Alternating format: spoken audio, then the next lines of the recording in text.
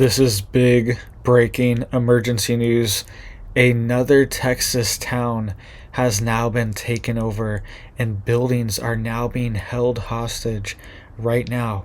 We're seeing the city, they're issuing emergency injunctions to remove these criminal foreign national gangs that are coming into the U.S. They are taking over another Texas town. I reported on how Dallas is having this situation. Now another town in Texas is dealing with the same problem, and they are right along the border, so they are having a major influx of this gang into their city, and they are taking over buildings and taking over hotels right now. So let's get into the details here really quick, guys. Please just hit it up for me down there, hit that like and hit that subscribe. I'm posting multiple videos a day, keeping you guys updated, and it just helps to get these warnings out. So this is happening right now in El Paso, Texas.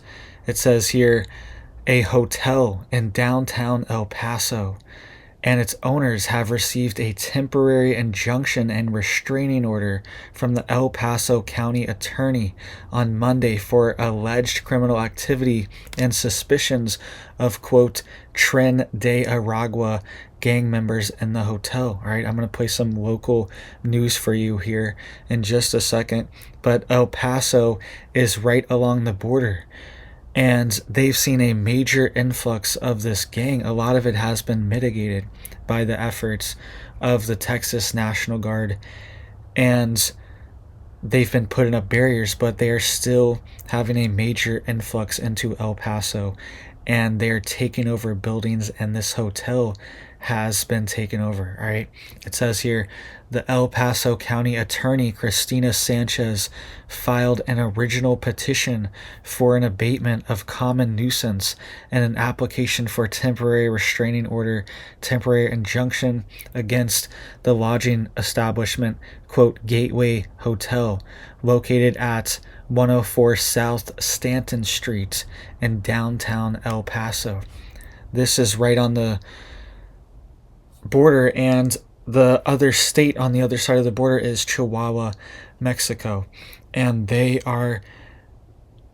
warned just in the past couple weeks that there's a massive influx of these gang members that are moving through Mexico right now that allegedly come up from Venezuela. And they said that they are moving through Mexico and they've seen them, and they're coming into the U.S. right now at increased numbers.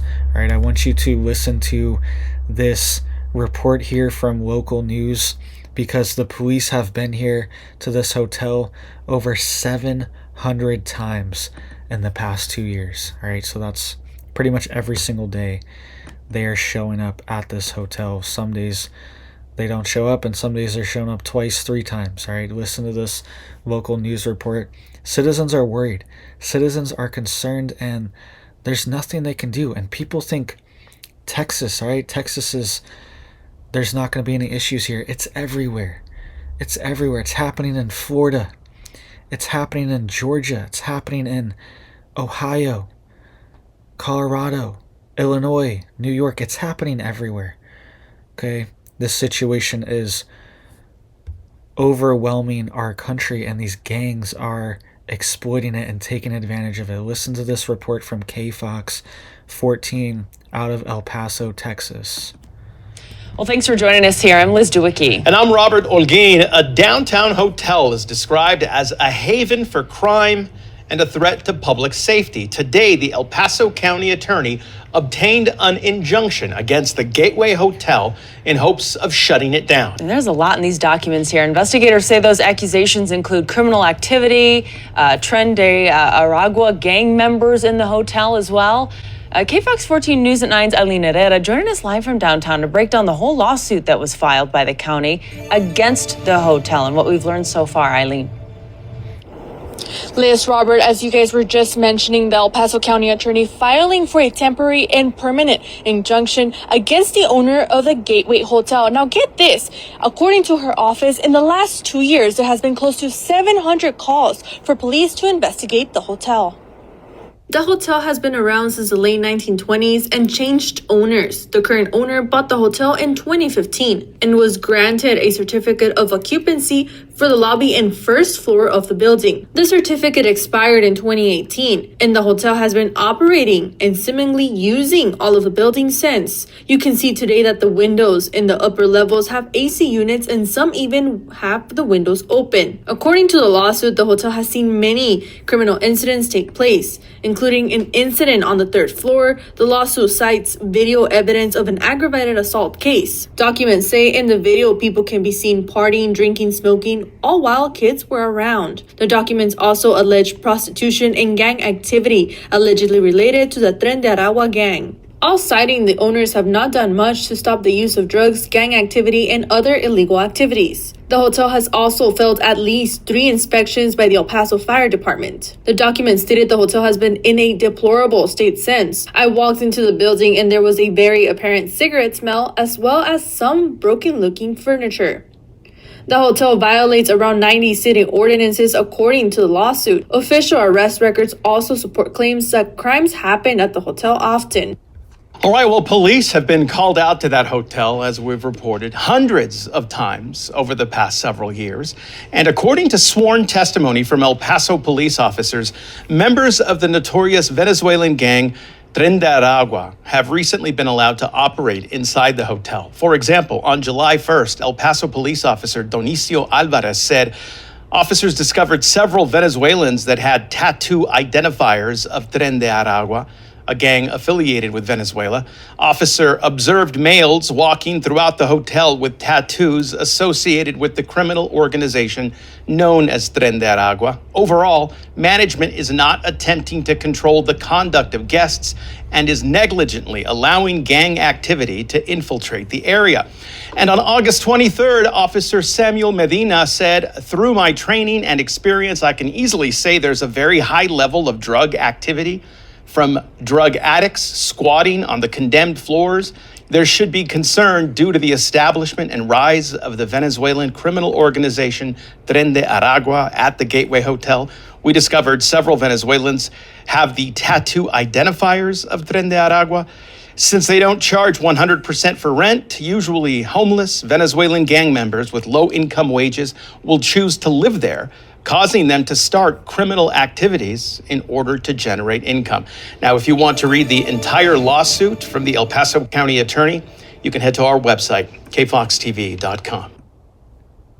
All right, so that was the report from KFOX 14 out of El Paso, Texas. And you heard there at the end there, even police are confirming this, all right? Police are giving testimony and statements. This is a whole court proceeding. They're trying to get these people out of this building, all right? The city is saying that it's been taken over. This is right in the middle of El Paso, Texas. This gang is taken over. Let me know down below if you are in El Paso or if you've seen anything like this recently in Texas, right? Because this is nationwide right now. This is a nationwide issue. It's been bubbling up for years, and we're reaching a tipping point right now, right? Where it's getting so bad that these gangs and criminal networks, they now have established themselves. They have a foothold. They have their roots and tentacles all throughout the United States in multiple different cities and communities, and they're using these buildings to generate income. They're using them as a base for criminal activity. And some of these people are even being extorted and exploited to live there too, right? They're paying these gangs money to live here. So a whole hotel has been taken over inside of Texas from this gang, and they're trying to remove them. So they can no longer say that this is not happening, right? When the government itself comes and saying that they have to remove these gangs, you can't deny it anymore. So the question now is, what are they going to do about it? Even if they remove these people, where do they go now? Where do they go? Are they arrested and put in jail. And then where do they go? Because if they are coming from countries like Venezuela, there is actually a temporary protected status, a special status that people from certain countries, they are not deported unless it's the most heinous of crimes, unless it's like the worst crimes. And even then, Venezuela is not accepting and cooperating with the United States government or ICE or DHS. They're not cooperating at all with the federal government for any type of deportations because there's been a conflict, right, between the US and Venezuela recently. There's been a lot of tension. The US actually just seized the Venezuelan leader Maduro, his plane. They seized his plane in Dominican Republic just a couple weeks ago. Okay, so, and they're saying that he's part of these criminal actions and organizations. And there's even been reports that some people coming over, this is reports from law enforcement, that some of these people coming over are even a part of paramilitary groups that are potentially even being directed and funded and guided by foreign countries. And they think potentially one of the countries is Venezuela, where the government there is funding paramilitary groups to come to the United States and take over certain areas. So some of these gangs and transnational organizations might potentially even have state backing and funding. Okay, so that's what we're dealing with right now in Texas. Please just hit it up for me down there to help get these warnings out so people know what's going on, because it's happening all over. And you think Texas is one of these states where they're not going to let it happen. It's happening in every neighborhood. It's happening in every...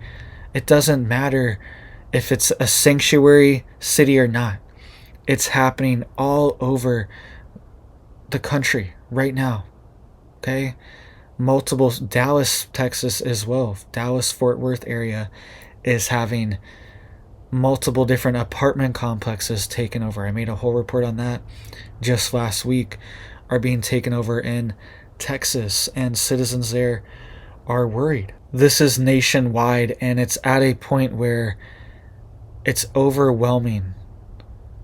Hundreds of cities across the country are dealing with this crisis, even if it's only 500 people, 1,000 people that have influx into their city. Small communities and towns, it's very hard for them to have extra funds. Things are tight, and they don't even have a lot of these social services and social programs. Look at what's happening in Springfield. I made a whole video on that a few days ago. You guys can go check that out.